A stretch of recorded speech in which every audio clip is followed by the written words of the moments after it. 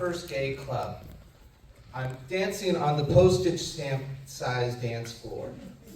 Imagine 80s chess-keen blue paisley shirts. My hair, I had hair at the time, was Jesus and Mary Chain straight up or Britpop shag down. I don't know who won that particular battle. It didn't matter how nervous I was to be around all those gay people and their cruisy energy. It didn't matter about the older men in the shadows leering at the dance floor holding their Long Island iced teas. What mattered was the music. Erasure, Communards, Donna Summer, all that early 90s techno and the gay club anthems, and it was glorious. But that moment shouldn't have been with my history with music. I was born in 1971, Boulder, Colorado, and not the Boulder, Colorado 1971 that you're thinking of. Boulder, Colorado 1971 that you're thinking of is love beads, long hair, and love-ins. My dad was a long-haul trucker. The family of a long-haul trucker wears cowboy hats, cowboy boots, and listens to country and western music. Westbound and down, 18 wheels of rolling country and western music. My childhood was filled with red-headed strangers, gamblers who knew when to hold them and when to fold them. Delta Dawn, what's that flower you got on? Billy Joe McAllister jumping off the Tallahatchie Bridge, and rhinestone cowboys riding out into a star-spangled rodeo.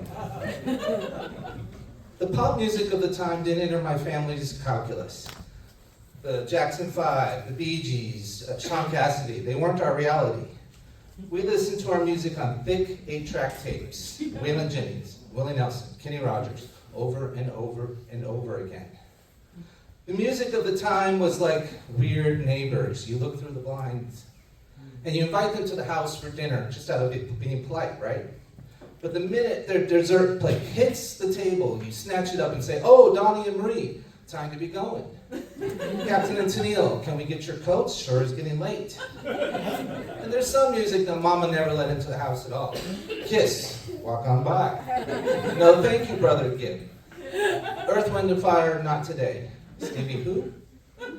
I look into the tea leaves of my life, the Sanka instant coffee dregs in my childhood, and I see plans, I see deceits, I see things that my parents were doing. I see cultural flags planted and lines drawn in the sand.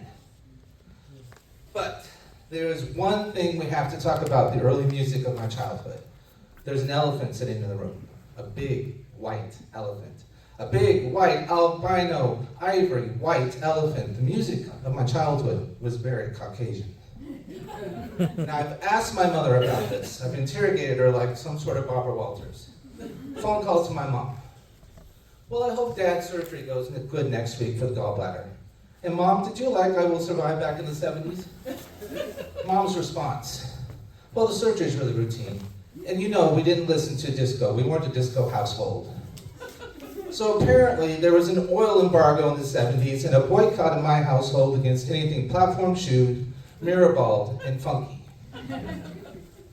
But disco was everywhere. You'd go out to Kmart to get your back-to-school clothes for animals. I was tiger on top, monkey on bottom, rebel all the way. But you would hear over the speakers this strange and wonderful, beautiful music about hot child in the city, looking wild and being pretty, and like freaks that were so chic, and people ringing their bells, and I'm wondering, what is this strange, wonderful, beautiful music? But you can imagine my mother in the checkout line, razor-thin smile, like some Amish woman who has to go out into the world to get her necessities, waiting for any moment to herd her progeny back to the Ford Pinto, back to the safety of AM radio, and where it asks you, did Hank do it this way? Another conversation with my mom. "Mom, why didn't we own any Stevie Wonder records when I was little?" And this releases the mother of all consternations, the storms. My mother says, "We were not a racist family. We listened to Charlie Pride, you know." The thing is, I look back at my mom and she would tell stories about shuttling people to the Canadian border to dodge the Vietnam War. She would talk about African-American playmates. She would talk about sit-ins and protests. And the problem is my mother is not a reliable reporter. She goes back into her past and she recasts things and she remembers things, and then she takes those recastings and re-rememberings and she believes them. You never know what's the truth with her. So I can't trust her, and I don't know what the truth is, but the truth was this. We had a black lab husky dog that my dad had bought to patrol the house while he was out on the road. And this dog would run like a bat out of hell through the house. My mother would yell, "Sambo, sit!" Oh. And there it is. You're all blessing my heart now to 7 Ways to Sunday. Clutching your pearls and taking an intake breath, and I get it, I know it. But as a child, you don't know when you call the dog that you're using a horrible racist name. And by 1985, we're not even using that name for the dog anymore. We say, Sam. We're told to use that name. So music finds you like water. It comes into the cracks and fills in those spaces, and it changes things. And it changed me. I changed from AM radio to FM radio in the 80s, and then I heard everything. Shaka Khan, tell me what you want to do. Tell me if you love me like I love you. And Janet, Miss Jackson, if you're nasty. Forgive me, I was dreaming when I wrote this, if it goes astray. Prince, Rogers, Nelson, and my world blew open. It became beautiful, it became complicated, it became interesting. Music can change you without even knowing it, too. It changed my mom. Every Easter, we would get a basket, and we'd get a cassette inside that basket. 1982, we got Michael Jackson's Thriller. What? And then I got Prince's Around the World in a Day. Oh. Now, my mom probably hated this music. Probably didn't understand it. Probably didn't like it at all. But she had to go to the record store, pick out that music, and give it to her children who wanted that music. Music changes you, even if you don't know it's changing you. I'm a DJ. My job is to change you through music.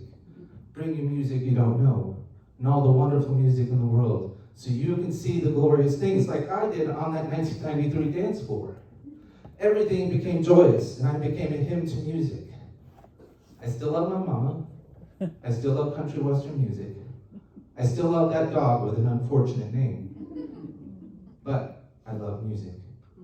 Music transformed me. Music changed me. And I'll never be the same again. Thank you.